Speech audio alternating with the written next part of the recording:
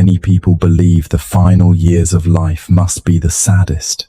They imagine growing older as a long season of loss. The body becomes slower. Friends disappear. Children become busy. The house becomes quieter. The future becomes shorter. And the world seems to belong more and more to younger people. But what if the final years of your life are not meant to be a slow disappearance? What if they can become the years in which you finally stop chasing what never brought you peace? What if growing older is not only about losing strength, beauty, status, or time?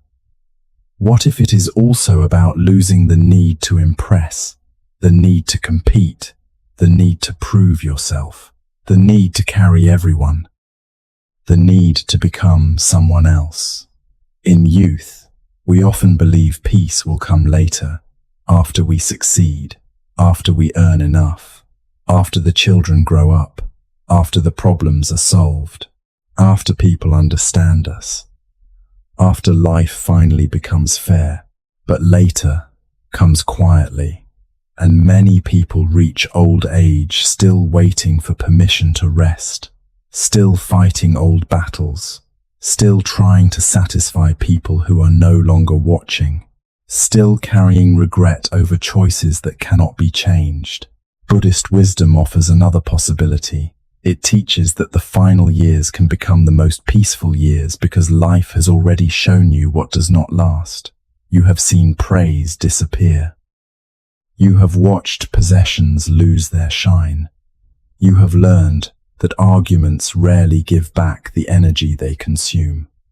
You have discovered that many things once considered urgent were never truly important.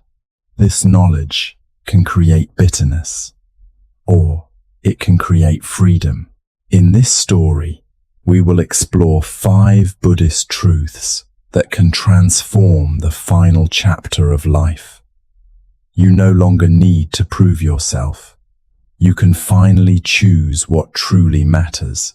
Slowing down is not the same as giving up. Simplicity can become freedom, and every ordinary day can become sacred. The 5th truth is the quietest, but it may change how you see every morning you still have left. So take a slow breath. Let your shoulders soften. You do not need to fear the chapter you are entering. It may contain less noise, but it can also contain more truth. In a valley surrounded by mist-covered mountains, there lived a retired merchant named Rowan. He was 72 years old. For most of his life, Rowan had been admired. He owned several shops. He employed many people. He traveled often. He wore fine clothes and lived in one of the largest homes in the village. People came to him for advice.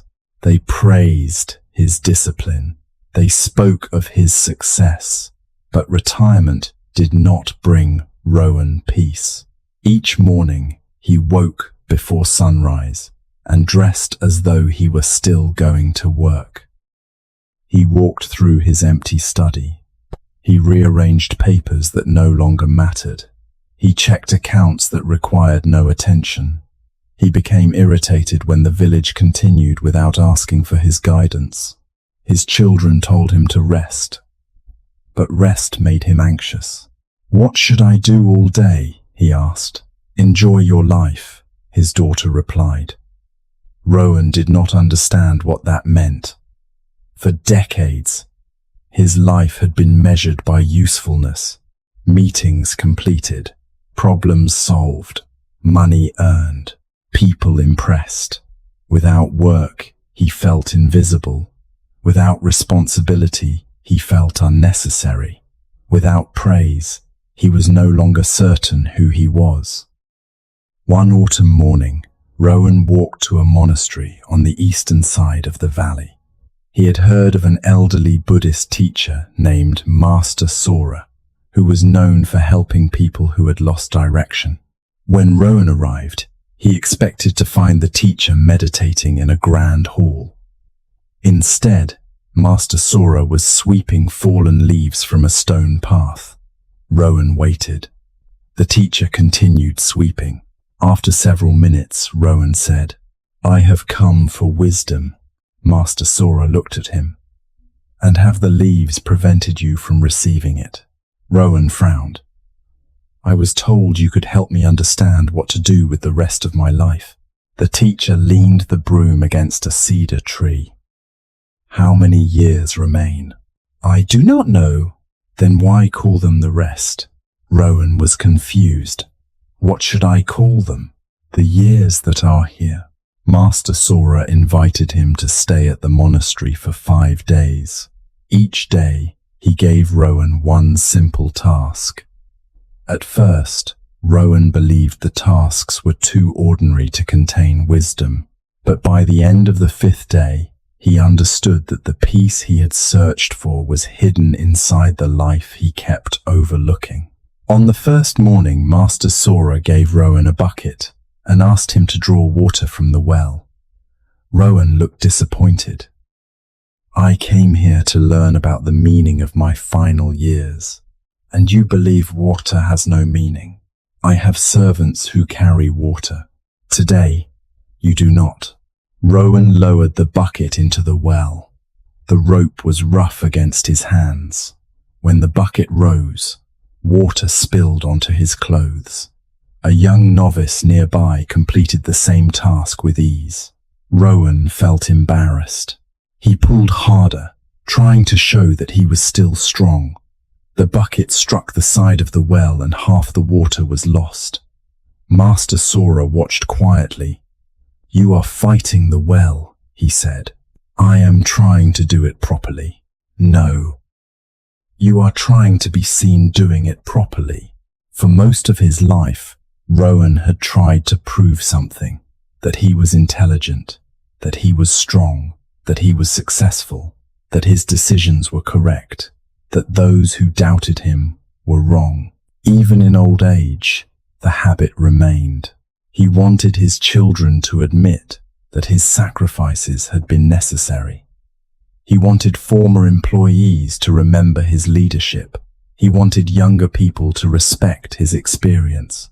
He wanted the village to notice that he still mattered. This is one of the most exhausting burdens people carry into later life.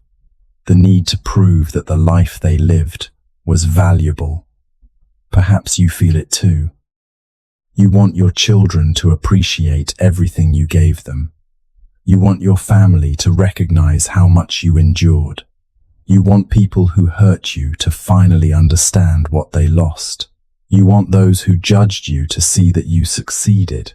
But the final years become heavy when they are used as a courtroom for the past. Buddhist wisdom teaches that identity is not fixed.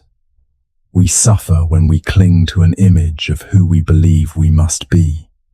The strong one, the successful one, the needed one, the wise one, the person who never failed. But no human life can protect an image forever. The body changes, roles end, reputation fades, people forget. If your peace depends on maintaining a certain image, aging will always feel like defeat. There was once a famous archer who visited a monastery. He demonstrated his skill by striking the center of a distant target. Then he asked the old teacher, "Have you ever seen anyone with such control?" The teacher replied, "You control the arrow well." The archer smiled. "But the desire to impress controls you." The archer's hands began to shake. When no one is watching, who are you? When no one praises you, does your life still have value? When you are no longer the strongest person in the room, can you remain peaceful? The freedom of later life begins when you stop living before an imaginary audience. You no longer need to win every argument. You no longer need to explain every choice. You no longer need to convince everyone that you were right. You do not need to defend your entire past. Some people will misunderstand you. Some will forget what you did. Some will never offer the gratitude you hoped for. Let them carry their version. You do not need to spend your final years trying to manage every mind. Master Sora told Rowan, when you were young, perhaps ambition helped you build. And now, the same ambition prevents you from resting. A tool useful in one season can become a burden in another.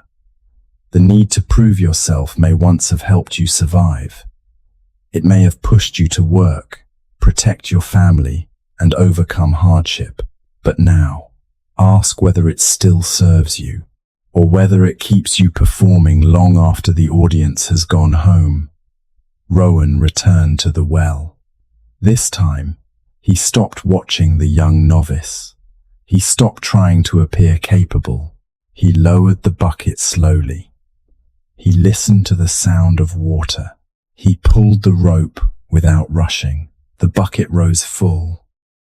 Master Sora said, "The water does not care who carries it." Rowan smiled. For the first time that morning, the task felt simple. Think of one thing you are still trying to prove: that you were a good parent, that you made the right choice, that you are still strong, that someone else was wrong. Ask yourself, what would happen if I stopped trying to win this case? Then say quietly, my life does not require a final defense. Again, my life does not require a final defense. And finally, I am allowed to rest without proving my worth. On the second day, Master Sora asked Rowan to help prepare the evening meal. The monastery kitchen was simple: rice, vegetables, soup. No rich sauces, no expensive ingredients. Rowan was surprised. Is this all you eat? It is enough. At my home, we prepare many dishes. Do you enjoy them? Rowan paused. Often he barely tasted his meals. He ate while reading, while planning, while worrying. The food was elaborate. His attention was absent. Master Sora handed him a small knife and asked him to cut carrots. Rowan worked quickly. The pieces were uneven. The teacher placed one carrot back in front of him. Cut only this one. I can cut many. That is your problem. In youth and middle age, life becomes crowded. Work, family, money, reputation, property, social obligations, future plans. You try to keep every door open. You fear missing opportunities. You collect responsibilities as proof that your life matters. But later life offers a rare gift, the ability to choose less. Not because life has become empty, because you have finally seen enough to understand that not everything deserves your remaining time. After 60 or 70, the question should not be, how can I fit more into my life? It may be, what is worthy of the life I still have? This question can be uncomfortable. Many people continue habits simply because they have always done them. They attend gatherings they do not enjoy. Maintain relationships built only on obligation. Keep possessions they never use. Continue arguments whose original cause they can barely remember. They spend their remaining energy preserving a life that no longer feels alive. Buddhist practice teaches wise attention. Where attention goes, life goes. If you spend an hour in resentment, that hour becomes resentment. If you spend an hour fully listening to someone you love, that hour becomes connection. If you spend an hour beneath a tree, truly present, that hour becomes peace. Time does not become meaningful automatically. Attention gives it form. There was once an elderly woman who owned a box filled with beautiful fabrics. For years, she saved them for a special occasion. When guests came, She decided the occasion was not special enough. When her daughter married, she feared damaging them. When her first grandchild was born, she postponed again. Near the end of her life, the fabrics remained untouched. The special occasion had been waiting in every ordinary day. Many people save peace the way she saved the fabric. They believe they will enjoy life when everything becomes perfect. But perfection does not arrive. The years do, Master Sora asked Rowan. What matters most to you now? My family. How much time do you spend listening to them without giving advice? Rowan looked away.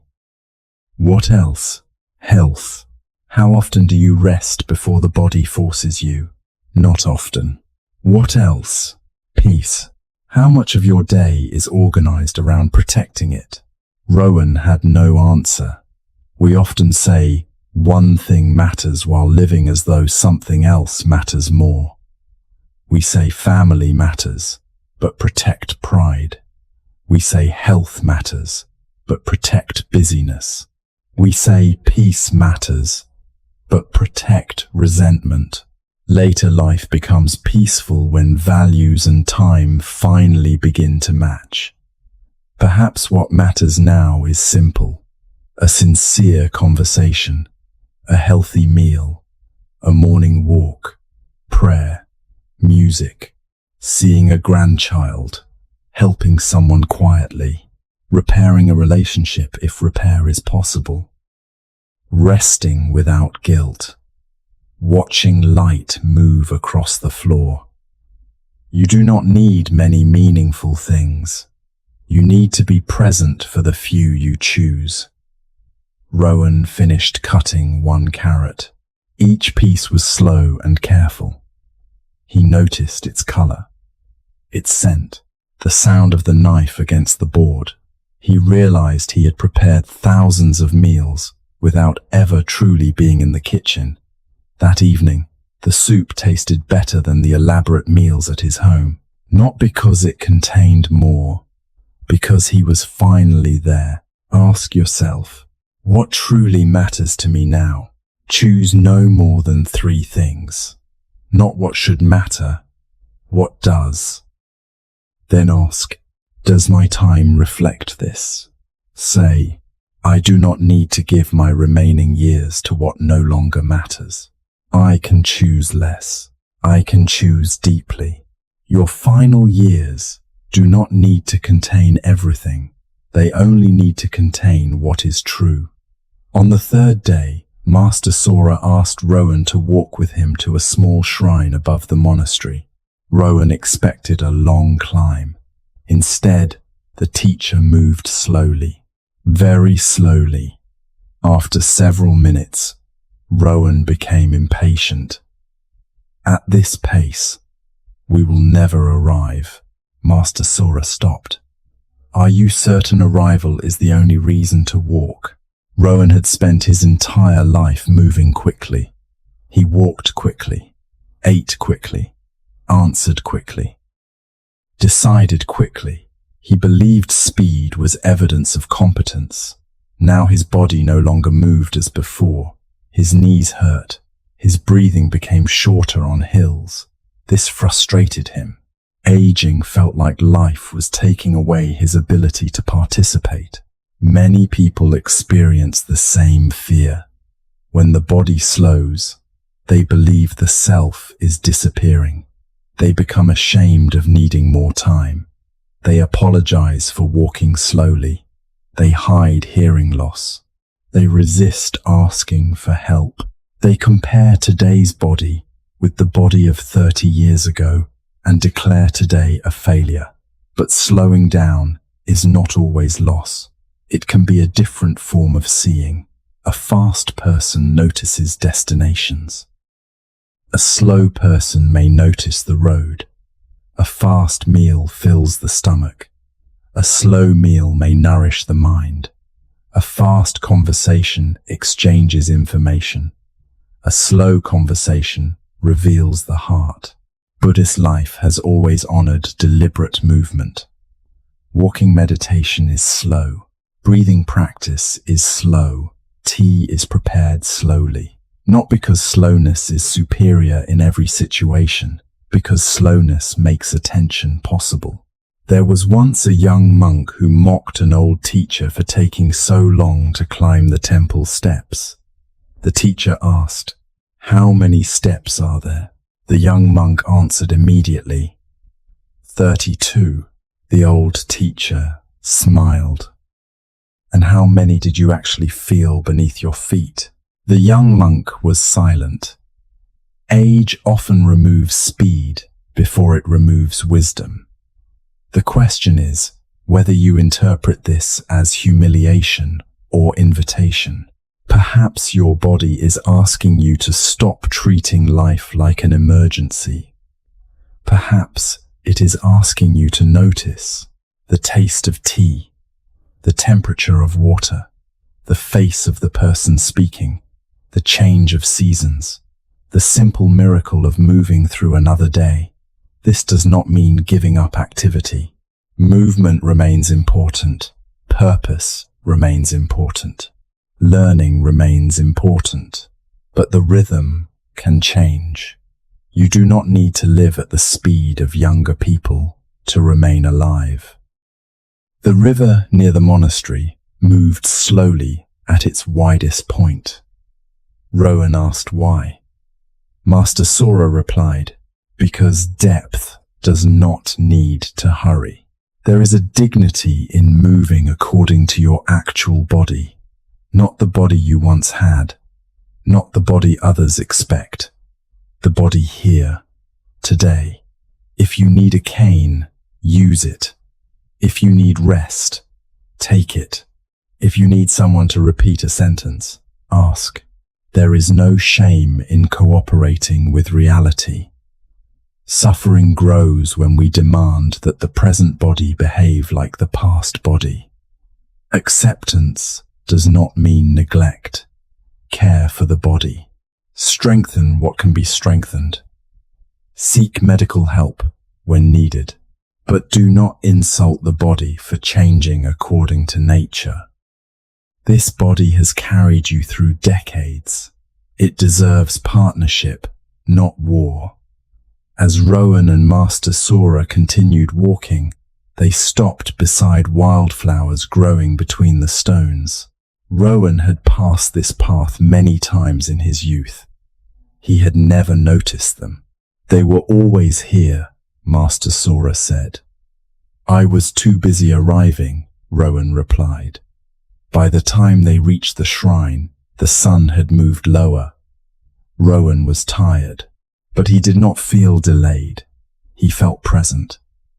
Gentle reflection. Notice the pace of your breathing. Do not change it immediately. Simply feel it. Ask, where am I still rushing? Who am I trying to keep up with? Then say, my slower pace is not a failure.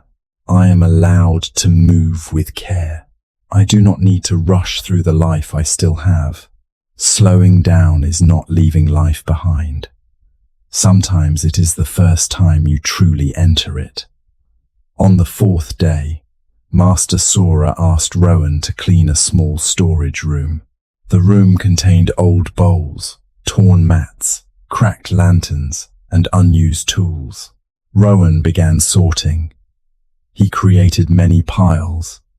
Things to repair, things to sell, things to keep in case they became useful. Master Sora watched. You have kept nearly everything. These objects may still have value. To whom? To someone. When? Someday. The teacher smiled. Someday owns many rooms. Rowan's house was full.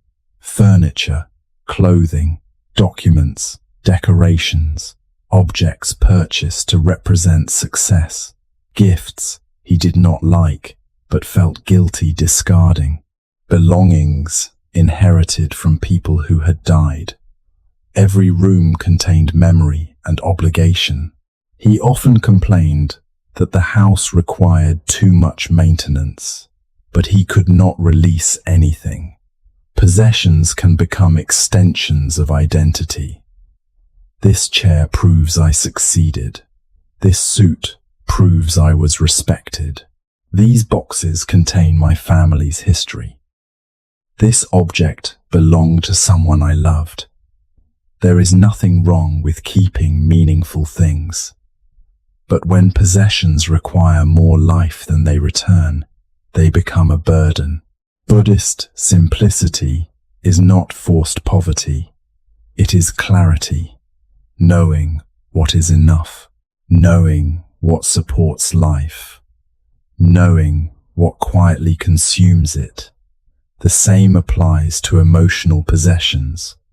Old arguments, old identities, old responsibilities, old promises made by a person you are no longer required to be. After many decades, the inner house can become crowded. There is no room for peace because every corner contains something unfinished. Simplicity asks, what can be released? What needs to be repaired? What deserves to remain? There was once a king who visited a monk living in a small room. The room contained a mat, a bowl, and one robe. The king asked, "Where are your possessions?" The monk replied, "Where are yours?" "My possessions are in the palace. I am only passing through." The monk smiled. "So am I. You may live another year, or 20. No one knows. But every possession, obligation, and resentment uses some portion of your attention. Later, life becomes peaceful when you stop serving what no longer serves life. This may mean giving away clothing, organizing documents, repairing a room, selling a large house, or simply clearing one drawer. It may also mean ending a commitment, leaving a group, reducing social obligations, allowing a tradition to change, saying, "I no longer have the energy for this." The fear behind simplicity is often fear of emptiness. If I remove these things, what remains? If I stop this role, who am I? If I release this resentment, what protects me? But emptiness in Buddhist thought is not nothingness. It is openness. An empty bowl can receive. An empty room can hold light. An uncluttered day can hold rest. An uncluttered heart can hold compassion. Rowan found an old lantern in the storage room. The glass was cracked. The metal was rusted. He wanted to keep it because it looked valuable.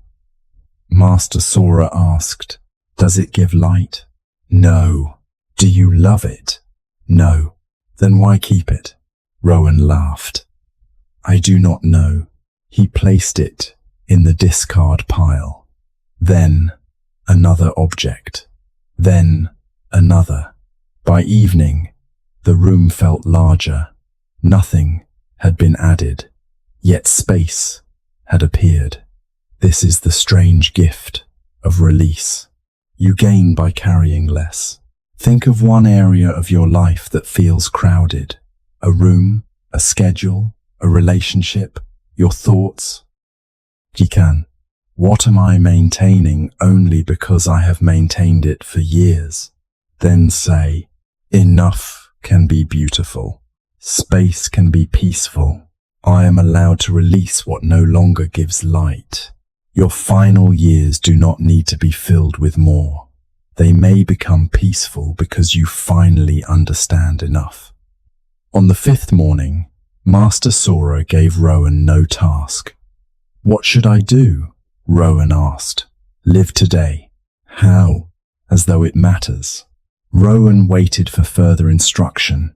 None came. He walked through the monastery. The day appeared ordinary. A monk swept the courtyard. Someone washed bowls. Birds moved through the cedar trees. Steam rose from the kitchen. Nothing important seemed to be happening. Rowan became restless. He returned to Master Sora. I do not understand the lesson. What happened today? Nothing. The teacher looked toward the morning light. That is why you missed it. Many people spend their lives waiting for important days. Weddings, birthdays, holidays, achievements, journeys, reunions. But most of life is not made of exceptional events. It is made of ordinary mornings, meals, baths, walks, conversations, waiting, resting, looking through windows. If ordinary days are treated as unimportant, most of life is lost. After 60, 70, or 80, there may be fewer dramatic beginnings. But that does not mean fewer sacred moments. A day does not become sacred because something extraordinary happens. It becomes sacred because you are present enough to receive it. Buddhist mindfulness transforms ordinary actions. Drinking tea becomes complete when only drinking tea. Walking becomes complete when only walking. Listening becomes complete when the mind is not preparing an answer. Breathing becomes a reminder that life is still here. There was once an old monk who was asked, "What did you do before enlightenment?" "I carried water and chopped wood." "And after enlightenment?" "I carried water and chopped wood." The action did not change. The relationship to the action changed. Rowan had believed his life needed new purpose. Perhaps part of it did. But he also needed to stop overlooking the life already happening. The final years can become peaceful when each day is no longer judged by productivity. You do not need to accomplish something impressive for the day to be worthy. Perhaps you called someone, prepared food, watched rain, fed a bird, rested, forgave yourself for being tired. These can be complete acts. The pressure to make every remaining year meaningful can itself become another burden. Meaning is not always created through large actions. Sometimes meaning is simply attention offered without resistance. Master Sora invited Rowan to sit beside the pond. A single leaf fell onto the water. Ripples moved outward. "That is all?" Rowan asked. "That is everything." The leaf fell once. The moment would never return in the same form. This is the tenderness of impermanence. Because the moment does not stay, it deserves to be seen. The final years can become peaceful not because death is forgotten, but because death makes presence more urgent and more beautiful. You may not know how many mornings remain, but you do not need to know in order to receive this one. You do not know how many conversations remain with someone you love. Listen fully now. You do not know how many walks remain. Feel the ground now. You do not know how many cups of tea remain. Taste this one. Fear asks, "How much time do I have?" Wisdom asks, "Am I here for the time I have?" This is the heart of peaceful aging, not controlling the length of life, deepening contact with life. Rowan sat beside the pond until sunset. He did not plan. He did not review his past. He did not imagine what others thought of him. For several hours, he allowed the day to be enough. That evening, he told Master Sora, "Nothing happened." The teacher smiled. "And yet you were here. Think of today. Not your whole life. Only today. What ordinary moment did you almost miss? The warmth of water, someone's voice, a patch of sunlight, a quiet meal. Say, this day does not need to be extraordinary to be sacred. This breath does not need to last forever to be precious. I am here for the life that is here." After 5 days, Rowan prepared to leave the monastery. Master Sora gave him no book, no sacred object, no complicated practice. Only the broom Rowan had seen on the first day. What should I do with this? Rowan asked. Sweep what gathers. Rowan thought the teacher meant leaves, but as he walked home he understood. Pride gathers, clutter gathers, regret gathers, fear gathers, busyness gathers. Peace is not created once. It is maintained by noticing what has accumulated and gently clearing it away. When Rowan returned home, the house looked different. Not because it had changed, because he no longer needed it to prove anything. He opened the windows. He removed boxes from the hallway. He gave away clothing he had not worn in years. He placed a chair in the garden.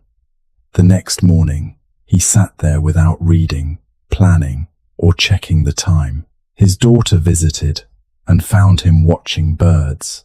"Are you all right?" she asked. "Yes." "What are you doing?" "Living today." She laughed. But Rowan did not feel offended. He no longer needed her to understand immediately. Over the following months, he changed quietly. He stopped correcting every family decision. He listened more. He rested before becoming exhausted. He invited old friends for simple meals. He apologized where apology was needed. He allowed some relationships to remain unresolved. He played music he had loved when he was young. Some days were lonely. Some were painful.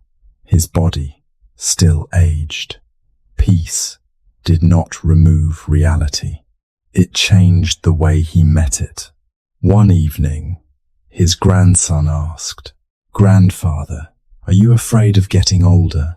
Rowan thought for a moment. "Sometimes." "Then why do you seem happier now?" "Because I finally stopped waiting for life to begin." The first truth: you no longer need to prove yourself. Your life does not require a final defense. You do not need to win every argument, preserve every image, or convince everyone of your worth. The second truth: you can finally choose what truly matters. Your remaining time is precious. Give it to people, practices, and moments that return peace rather than consume it. The third truth: slowing down is not the same as giving up. A slower body can still contain a deep life. Move with reality. Notice what speed once caused you to miss. The fourth truth: simplicity can become freedom.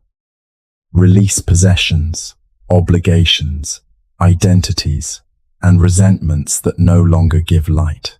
Space is not emptiness. It is openness. The fifth truth: every ordinary day can become sacred. Life is not made meaningful only by great events. This breath, this meal, this conversation, this quiet morning, these are your life. Now allow your body to become still. Let the chair hold your weight. Let your hands rest gently. Take a slow breath in and release it. Imagine that you are standing beside a still river at sunrise. The air is cool. The water reflects the early light. You are holding 5 objects. The first is a medal. It represents everything you have tried to prove: recognition, success, being right, being remembered. Place the medal on the ground. Say, "My worth does not depend on applause. I no longer need to prove my life." The second object is a long list. It contains obligations, expectations, and things you believe you should still accomplish. Look at the list, then allow the wind to carry it away. Say, "I choose what truly matters. I release what only creates noise." The third object is a clock. It has been telling you to hurry, to keep up, to move like the person you once were. Place the clock beside the river. Say, "My pace is allowed to change. I do not need to rush through the time I have. The fourth object is a heavy box. Inside are possessions, old identities, unfinished arguments, and duties that no longer belong to you. Set the box down. Say, enough is enough. I make room for peace. The final object is an empty bowl. Hold it gently. The bowl represents today. Open, simple, waiting to receive. Imagine filling it with one ordinary moment. A cup of tea, a familiar voice, sunlight through a window, the feeling of breath. Say, this day is sacred because it is here. This life is precious because it is temporary. Now sit beside the river. You do not need to know how many years remain. You do not need to solve the future. You only need to meet this moment honestly. Repeat slowly. I have nothing left to prove. I choose what matters. I move at the pace of my life. I release what no longer gives light. I receive this ordinary day. Let these words settle. Like morning mist resting over water. Perhaps sadness is present. Let it be present. Perhaps fear is present. Let it sit at a distance. Peace does not require the absence of every difficult feeling. Peace is the space in which feelings can rise without controlling your entire life. You have lived through many seasons. You have lost things. You have gained understanding. You have made mistakes. You have also loved, helped, endured, continued. You do not need to turn your final years into a punishment for an imperfect life. Let them become a softening, a simplification, a return. Your final years do not have to be your emptiest years. They can become your most honest years. The years when you stop performing. The years when you no longer confuse busyness with value. The years when a quiet meal is enough. When one sincere friendship is enough. When one peaceful morning is enough. You may have less physical strength, but more understanding, fewer obligations, but greater freedom, a smaller world, but deeper attention. Aging does not guarantee wisdom, but it gives you the opportunity to stop repeating what never brought peace. Perhaps you cannot change the years behind you, but the years that are here still belong to you. Do not spend them defending your past. Do not spend them rushing toward the end. Do not spend them waiting for a more important day. This is the day. This is the life. And you are still here to receive it. Until we meet again, flow gently. Release what you cannot hold and return to peace. Good night. May your remaining years become lighter. May your ordinary days become sacred. And may the final chapter of your life be written with simplicity, compassion, and peace.